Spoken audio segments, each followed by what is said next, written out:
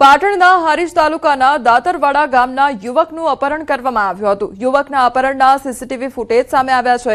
તો સીસીટીવી ફૂટેજમાં જોઈ શકાય છે કે ઇકો ગાડીમાં કેટલાક શખ્સો આવે છે અને બળજબરીપૂર્વક યુવકને ગાડીમાં બેસાડી લઈ જાય છે। તો હારીજ માર્કેટ યાર્ડમાં નોકરી કરતા અરવિંદ ઠાકોરને લઈ જતો વિડીયો હાલ સોશિયલ મીડિયા પર વાયરલ થઈ રહ્યો છે।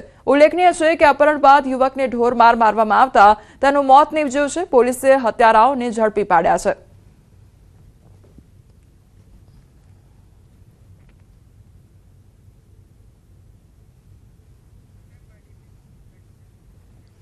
તેજ રફતારની મજામાં સજા જ મળે છે, એમાં પણ સોશિયલ મીડિયાની ઘેલછામાં કરેલા સ્ટન્ટ યુવાનોને મોતના મુખમાં ધકેલી દે છે।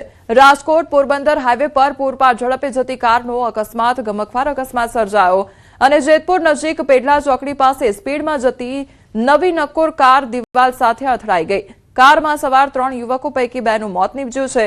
તો ગંભીર રીતે ઘાયલ 2 યુવકોમાંથી એક યુવકે જૂનાગઢ ખાતે સારવાર દરમિયાન દમ તોડ્યો હતો, જ્યારે હજુ એક યુવકની સારવાર ચાલી રહી છે। નોંધનીય છે કે અકસ્માત પહેલા યુવકોએ પૂરપાટ ઝડપે કાર ચલાવી હોવાની સ્ટોરી પર સોશિયલ મીડિયા પર અપલોડ કરી હોવાનું સામે આવ્યું છે। તો અકસ્માત બાદ લોકોના ટોળા ઉમટ્યા હતા અને ટ્રાફિક જામની સ્થિતિ પણ સર્જાઈ હતી। સમગ્ર મામલે જેતપુર ઉદ્યોગનગર પોલીસે વધુ તપાસ હાથ ધરી છે।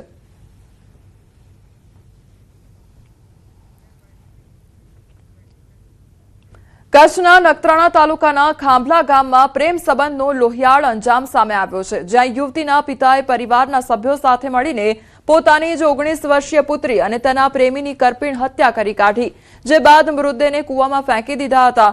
અને ગત 3 ફેબ્રુઆરીના રોજ બનેલી આ ઘટનામાં યુવતીના માતા પિતા, નાનો ભાઈ અને ભાણીજે સાથે મળીને આ ડબલ મર્ડરને અંજામ આપ્યો હતો અને ત્યારબાદ મૃતક યુવતીના પિતાએ ગુનો નોંધવાની કામગીરી કરી હતી અને પોલીસને ગુમરાહ કરવાનો પણ પ્રયાસ કરવામાં આવ્યો હતો, પરંતુ 1.5 મહિના બાદ પોલીસની સઘન પૂછપરછમાં પિતા ભાંગી પડતા પાપનો ઘડો ફૂટ્યો હતો અને 100 ફૂટ ઊંડા કૂવામાંથી 5 કલાકની ભારે જહેમત બાદ નરકંકાલ જેવી હાલતમાં મૃતદેહો બહાર કાઢવામાં આવ્યા હતા। પોલીસે હાલ હત્યારા પિતા, માતા અને અન્ય સભ્યો સહિત તમામ આરોપીઓની અટકાયત કરી ઓનર કિલિંગના જધન્ય અપરાધ અંગે આગળની તપાસ તેજ કરી છે।